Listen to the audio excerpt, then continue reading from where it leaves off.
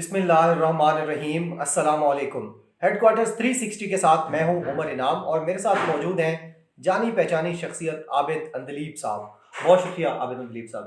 Sir, पिछले हफ्ते हमने देखा कि हस्बे मामूल मरीम नवाज साहिबा जो इस मुल्क में वजीर आज़म बनने की दौड़ में शामिल हैं, उन्होंने जस्टिस फॉर बलोचिस्तान की एक ट्वीट की। ये ट्वीट और ये जो बैनर था, ये रॉ फंडेड बैनर था जो एक मैच के दौरान, क्रिकेट मैच के दौरान लहराया गया था और इससे आज़ाद बलूचिस्तान की जो नारा है उसको तकवीत दी गई थी। अब मरीम नवाज की तरफ से जब वो बैनर ट्वीट हुआ तो उसके आधे घंटे बाद आपने भी तनकीद की, मैंने भी की, सब ने जब आईना दिखाया तो वो ट्वीट उन्होंने डिलीट कर दी। लेकिन उसके बाद फिर चार एक अहम तरीन वाक़यात हुए पाकिस्तान में, उसके ऊपर वो बिल्कुल नहीं बोली। उसमें से जो सबसे अहम वाक़या हुआ है उनकी उस ट्वीट के बाद की खामोशी में, वो ये है कि टीएलपी से जो हुकूमत ने मुआहिदा किया है इसके ऊपर बड़ी सख्त तनकीद कर सकती थी मरीम नवाज, लेकिन कुछ नहीं बोली। क्या वजह है उनकी खामोशी की? बहुत शुक्रिया उमर इनाम।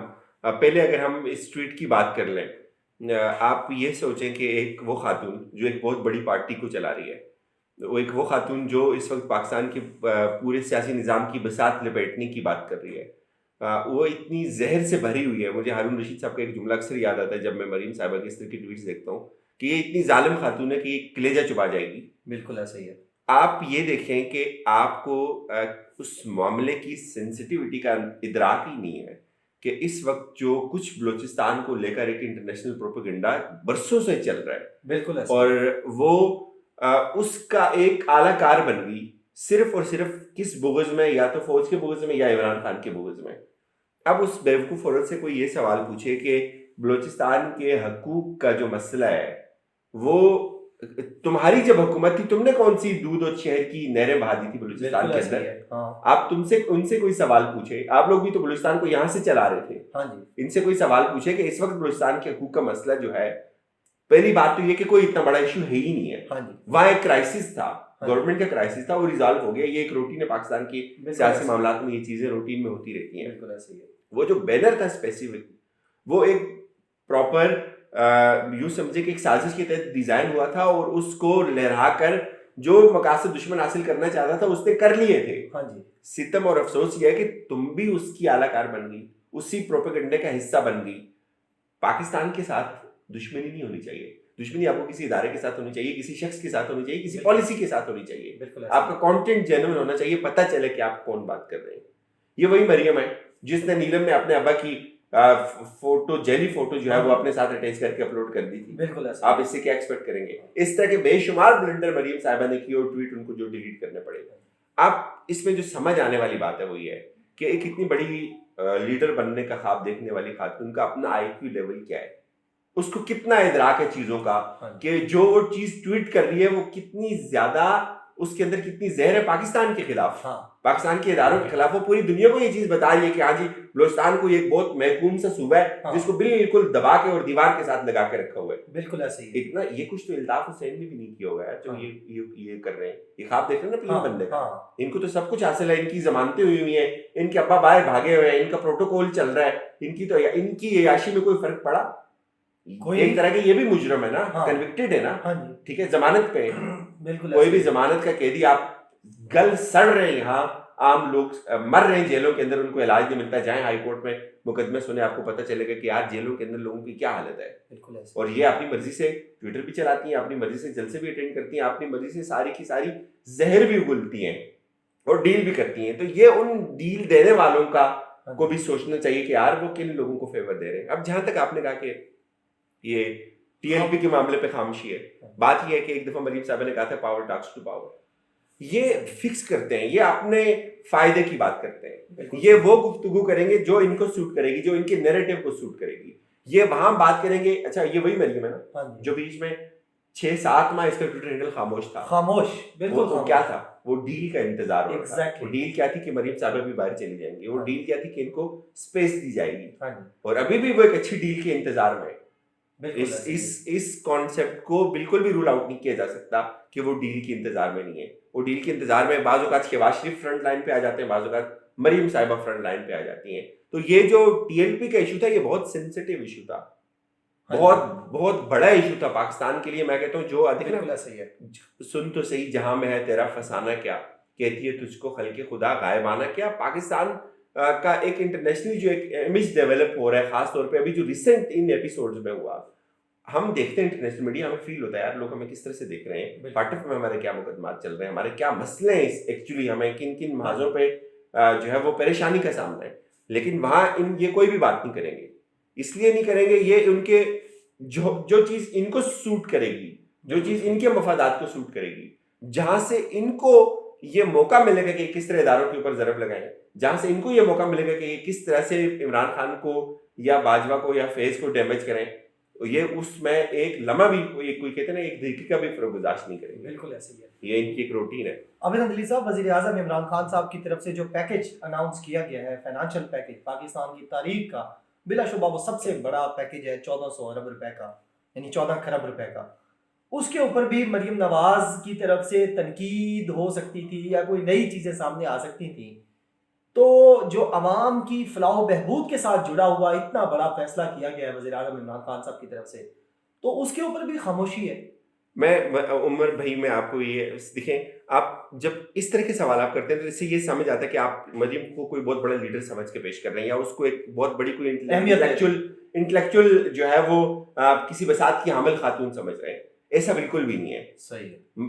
मरियम भी किसी न किसी की आलाकार है। हाँ जी। उसके मुंह में भी अपनी जुबान नहीं है। बिल्कुल सही है। आप ये देखें ना, एक औरत ट्वीट करती है, हाँ जी, उसके फौरी बाद वो उसको डिलीट कर देती है।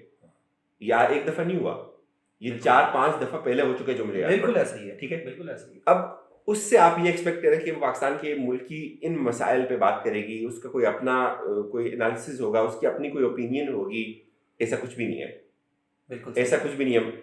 मुझे तो ये लगता है कि शायद उन्होंने कोई ट्वीट लिखवाने के लिए भी, जैसे वो तकरीरें लिखवाने के लिए उन्होंने इरफान सिद्दीकी को रखा हुआ है, हाँ। मैं भी वो ट्वीट लिखवाने के लिए भी उन्होंने कोई बंदा रखा हो, शायद उसकी तबीयत नासाज हुई हो इसलिए वो ट्वीट ना कर पाई हो। तो आप उनसे ये एक्सपेक्ट ना करें कि वो किसी मुल्क की नौयत के या अवामी नौयत के मसले पे बात करेंगे। ठीक है जी, आपने जैसे बड़े बेहतरीन अंदाज में कहा कि उनसे ये एक्सपेक्ट नहीं करना चाहिए कि वो अवामी नौयत की चीज पर गुफ्तगू करेंगी। लेकिन आपने देखा कि जब हम मैच जीते भारत से फिर न्यूजीलैंड से, तो वो वक्तन फवक्तन ट्वीट्स करके ना अपने आप को एक नहीं, वो इन रखना पड़ता है ना, ये तो नहीं होता कि आप बिल्कुल इररिलेवेंट हो जाएं। नहीं, वो उसमें भी गलती थी ना, वो जो उन्होंने वो आसिफ अली को मोहम्मद आसिफ कह दिया मैंने वो भी देखा था। तो अब उसके बाद पाकिस्तान सेमीफाइनल में पहुंचा है, चौथा मैच जीत के नमीबिया के, अल्हम्दुलिल्लाह जबरदस्त। उस पर भी खामोश है। तो यानी क्रिकेटर तो चलो बन रही थी ना, वो तो बनती रहती। सर बात फिर वहीं पे आके खत्म हो जाती है। मुझे लगता है कि वो किसी डील के इंतजार में। ठीक है, मुझे लगता है कि कोई मामलात उनकी किसी न किसी जगह सेट हो रहे हैं, वो इंतजार कर रहे हैं कि शायद कोई अच्छा वक्त आ जाए। और देखें ना, ट्वीट करके अब उनको पता चल गया कि पीडीएम फेल होगी, उनको पता चल गया कि अदम एतमाद वाला चैप्टर भी खत्म हो गया, उनको पता चल गया कि यार इमरान खान क्राइसिस से आहिस्ता आहिस्ता निकल रहा है। अब ये उन्होंने पैकेज भी दे दिया, अब वो उनकी हुकूमत भी बच गई, बड़े बड़े जो बुरान थे उससे भी वो निकल गए। ठीक है, तो अब वो क्या करेगी? सिर्फ ट्विटर से तो हुकूमत नहीं गिरती ना, ट्विटर से हुकूमत गिरती है नहीं, बिल्कुल नहीं। अब उसको पता है कि यार वो जो भी बात करेगी वो मार्क हो जाएगी। अब ये चीज एक और गौर करें, पिछले कुछ दिन में उनकी नैरेटिव में कुछ बहुत ना वो कमी आ रही है। शहबाज शरीफ मंजर आम पे आ रहे हैं, शहबाज शरीफ तकरीरें कर रहे हैं, शहबाज शरीफ लीड ले रहे हैं बहुत सारी चीजों को लेकर। तो शायद खानदान के अंदर कोई चीजें सेट होना शुरू हो गई हों। पहले तो एक बिल्कुल ओपिनियनेटेड किस्म की जो है ना वो थी, वो बिल्कुल डिवीजन थी। शहबाज शरीफ की एक अलग पॉलिसी थी और मरियम साहबा की अलग पॉलिसी थी। ये तो रिपोर्ट हुई है, सारी चीजें हमने खुद देखी है। लेकिन अब वो तफावत या वो जो तफरीक थी वो बहुत हद तक कम होती हुई हमें नजर आ रही है। बिल्कुल सही, शायद उसकी एक वजह ये भी हो। ठीक है, अब अंदली साहब लास्टली एक और चीज भी है, चौथी चीज, जिस तरह हमने शुरू में कहा 4 चीजों पे वो खामोश रही है। लाहौर में कौमी असम्बली की जो एनए की एक सीट खाली हुई है परवेज मलिक साहब की, उसके ऊपर जो इन्होंने जमशेद चीमा साहब और मुसरत जमशेद चीमा को अनाउंस किया था, नॉमिनीज थे वो पीटीआई के, उनके कागजात नामजदगी को रिजेक्ट कर दिया रिटर्निंग ऑफिसर ने।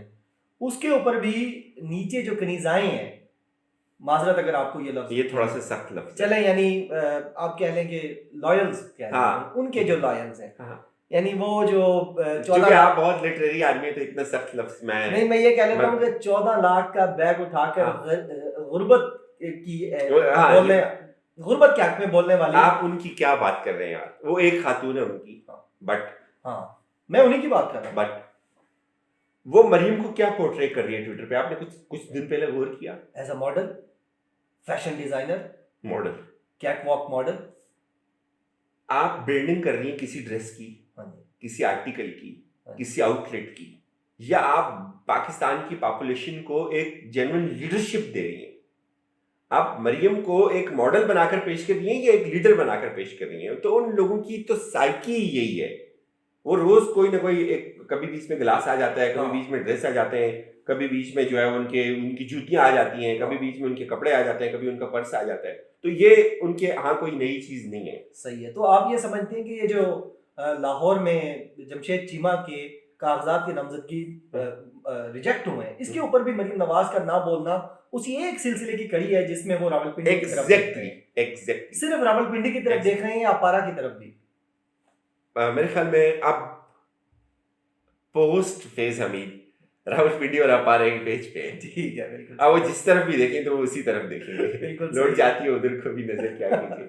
बहुत शुक्रिया आबिद अंदलीब साहब। सलामत रहे। आबिद अंदलीब साहब की इंतहाई दिलचस्प मुदल्लिल गुफ्तगू आपने सुनी। उम्मीद है आपको वीडियो पसंद आई होगी। अपना बहुत ज़्यादा ख्याल रखिएगा, हमें अपनी दुआओं में याद रखिएगा। बहुत शुक्रिया। अल्लाह हाफिज़। पाकिस्तान जिंदाबाद।